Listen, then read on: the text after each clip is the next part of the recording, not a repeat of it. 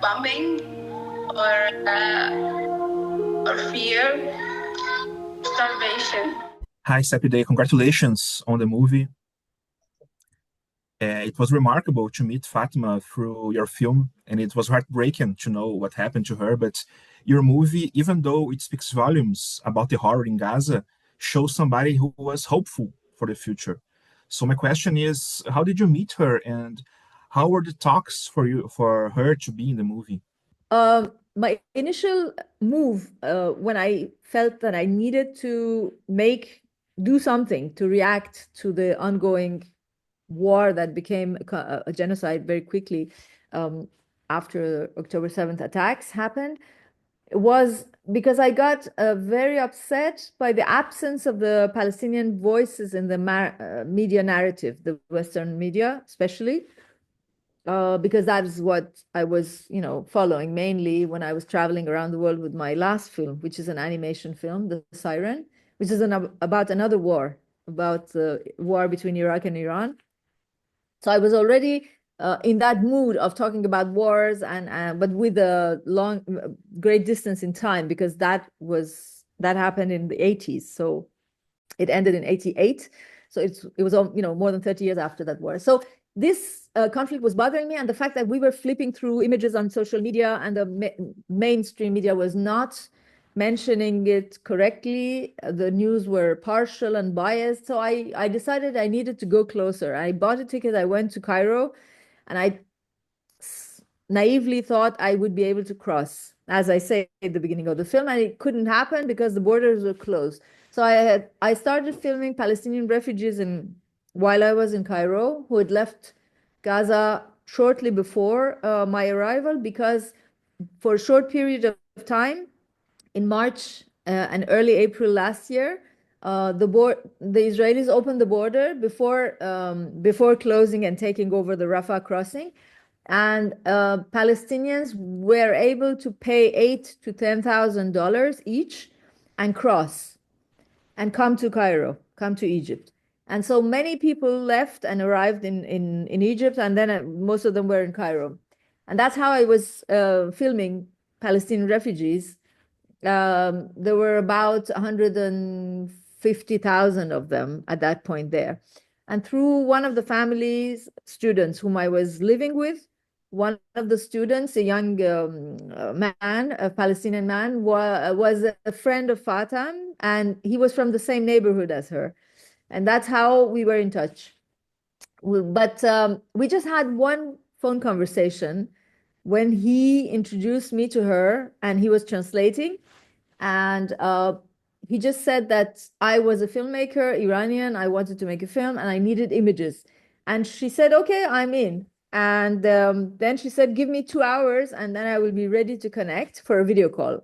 And I prepared myself to record it from the beginning, feeling somehow instinctively, I can't explain why, but I felt that it would be something unique, and I needed to record every bit of it, as when you get ready for an interview. But I didn't want to do screen capture, screen recordings. I wanted to do it my way with a free handheld, camera, and to be very flexible.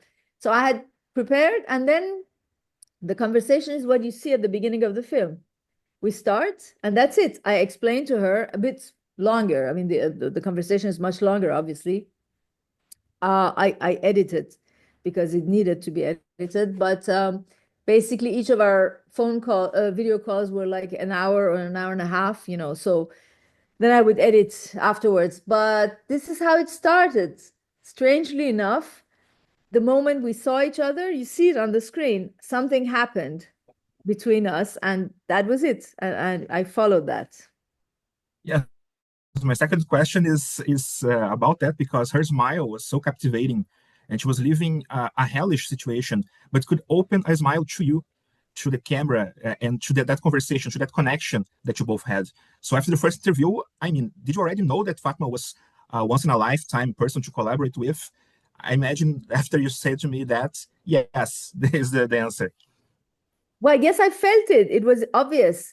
I think something clicked, and I knew that she would be the one who would be my eyes in Gaza, and that the film would be centered on her. And I think she also felt that bonding with me because from then onwards, she was waiting for my call. She wanted to talk to me. She wanted to share everything with me. She sent me poetry, her songs, her music.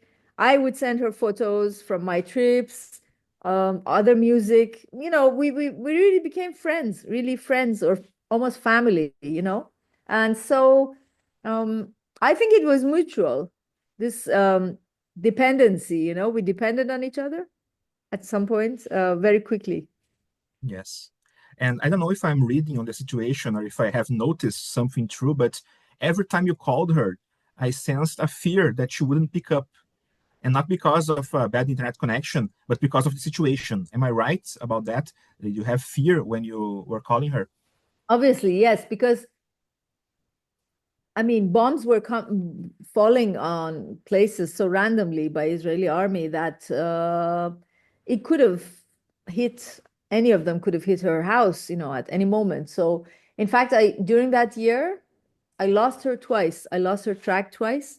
Once I had the news. I read the news because I was following many Palestinian channels, and through one of them, I just read that the Hassona family house had been bombed, and I thought in Al Tufa, in her neighborhood. So I was really scared. I started calling her, and I was in my car going to a concert. I mean, imagine, like, I was living my life. It was an evening, and I couldn't just, so I mean, I wasn't driving, but my friend was driving, and I kept calling, and there was no answer, and until I reached our common friend, and he said, "Oh, no, no, it's not her house. It is another family with the same name." And I was tranquilized. And then I talked to her the next day. And it's a conversation that is in the film. And then another time, they were evacuated by force. They were forced to leave in July. It's when she's wearing the pink scarf, And then, I lost her for 2 days, and then I found her again. So yes, there were moments like that, and I feared for her life every day, basically. And we were in touch.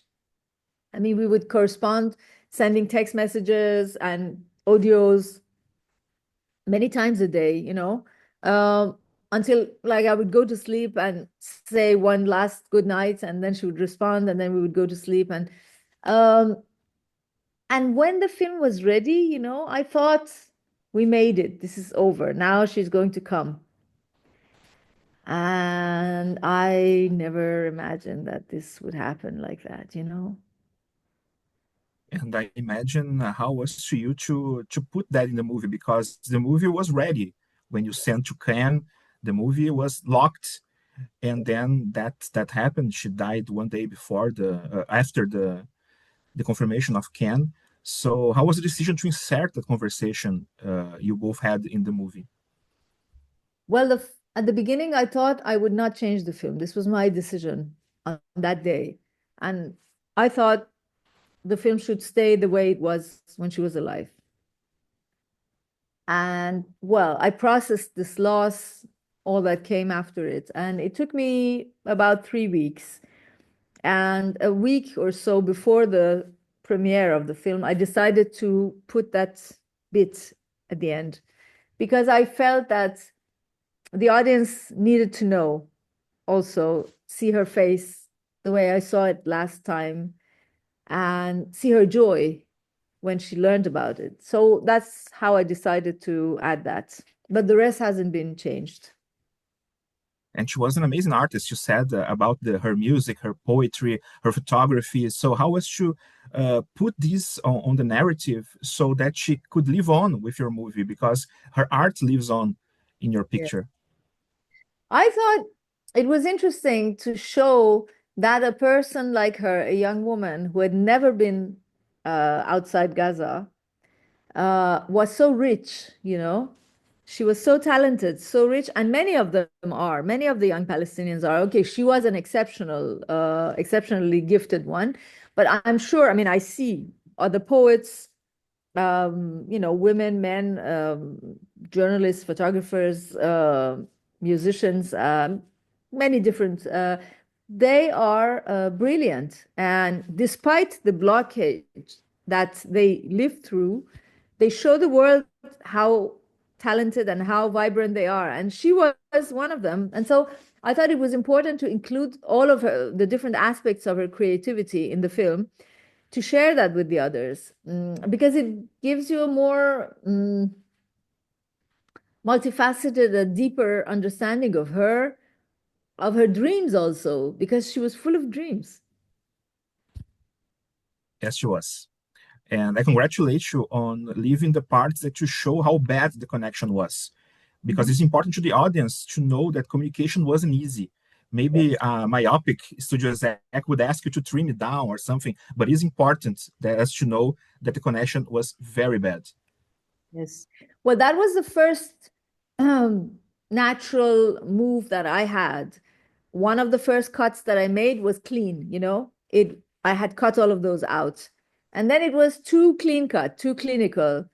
It had more information. I had more time to put conversations in, but it lacked that openness, that humanity, you know. And I felt afterwards, and I think the advisor, Farahnas Sharifi, who's the advisor I called in to help me finish the editing, she really helped me on that also.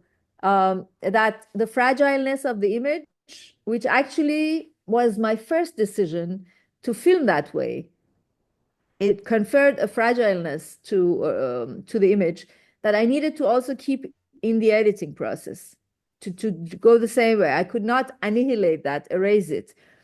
So what happens is that this decision puts the viewer, puts you, the audience, in my place. You feel the same frustration when the image freezes, and you feel the same fear when she doesn't answer. And you feel, although you know that she's not there anymore, but unconsciously, you live the same way I lived through that year, that every time I called her until she picked up, I was unsure whether she would do or not be able to talk to me, you know? So I wanted to share that feeling physically almost with the audience. And I think that works in the film. That's what you feel. That works very well. Sepideh, thank you so much for your time. Loved your movie. Congratulations on your film. And I hope the Brazilian audience go watch in the cinemas your movie, because it speaks volumes about the situation in Gaza and shows a very lovely girl who unfortunately we lost in this madness that were happening. It is still happening in Gaza. It's still happening. That's what I want to tell you, that I hope you share this and the audience take this away from the film, that we lost her and we've lost many others, and the genocide is not over yet. And it's not only in Gaza, it's also in the West Bank, and it's really very bad. And I think we need people to think of this and keep talking about Palestine until this is over and we take justice, you know, because otherwise there will be no permanent peace, and we need this to happen. Yes. Thank you so much, Sepideh.